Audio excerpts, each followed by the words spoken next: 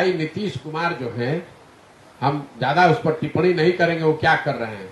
तो एक उदाहरण आपको याद दिला देते हैं। 2019 में एक आंध्र प्रदेश के मुख्यमंत्री थे चंद्रबाबू नायडू। वो इसी भूमिका में थे जिस भूमिका में नीतीश कुमार आने का प्रयास कर रहे हैं। नीतीश कुमार की तो 42 गो एमएलए है, लंगड़ी सरकार है। वो तो उस राज्य में बहुमत की सरकार चला रहे थे और यही भूमिका उन्होंने भी शुरू किया था। बंगाल, पूरा देश का दौरा कर रहे थे कि अब हम खड़ा करेंगे। नतीजा क्या हुआ? आंध्र प्रदेश में उनका एमपी घट के हो गया 3, 23 विधायक जीते, सत्ता से बाहर हो गए। तो नीतीश कुमार को बिहार की चिंता करनी चाहिए। अपना ठिकाना है नहीं। मैंने आपको वही कहा, जिस पार्टी का 0 एमपी है वो देश का प्रधानमंत्री तय कर रहा है। जिस पार्टी का अपना ठिकाना नहीं है वो पूरे देश के पार्टी को एकत्र कर रहा है। नीतीश कुमार जी कल परसों गए थे कलकत्ता में ममता बनर्जी के साथ। आप लोग बड़ा खबर रिपोर्ट कर रहे हैं, तो आप लोगों को पूछना ये चाहिए था कि क्या समझौता हो गया। क्या ममता बनर्जी कांग्रेस को सीट कंसीड करने के लिए तैयार हो गई कि ममता बनर्जी लालू नीतीश के पार्टी को बंगाल में चुनाव लड़ाएंगी, या लालू नीतीश ये कहने को तैयार है कि भाई टीएमसी बिहार में आकर 1 सीट भी देंगे। वो हमसे ज्यादा जानते हैं ममता बनर्जी को। नीतीश कुमार को कौन पूछता है वहां? आप लोग ऐसी बात करते हैं। फिर आप गए उत्तर प्रदेश में अखिलेश जी 2014 में 5 एमपी जीती थी सपा।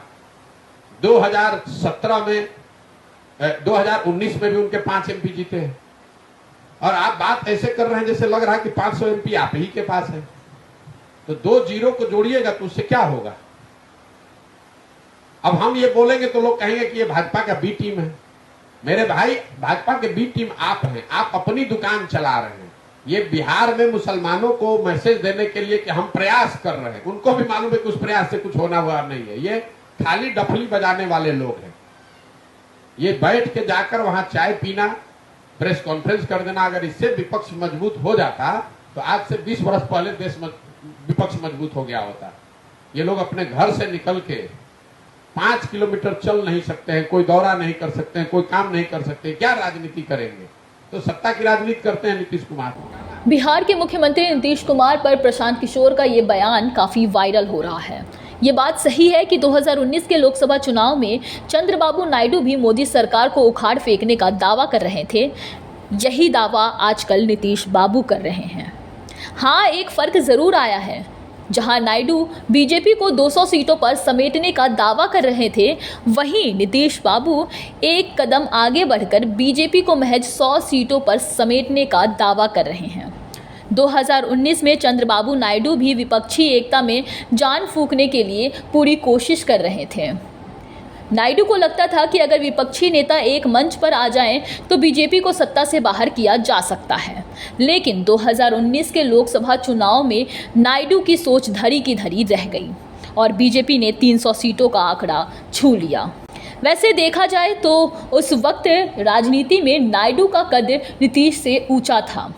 नायडू तो अपने दम पर आंध्र की सरकार चला रहे थे, लेकिन नीतीश बाबू तो आरजेडी की वैशाखी के सहारे बिहार के सत्ता में बैठे हैं।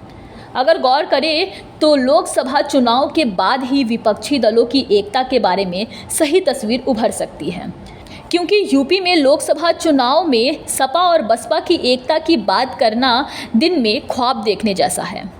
इसी तरह बंगाल में किसी भी कीमत पर ममता दीदी कांग्रेस और लेफ्ट के साथ चुनाव नहीं लड़ सकती है।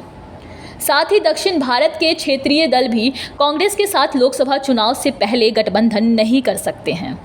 ऐसे में नीतीश बाबू की हालत चंद्रबाबू नायडू वाली हो सकती है, जिन्हें ना माया मिली और ना Ram. Bureau report, QYF network.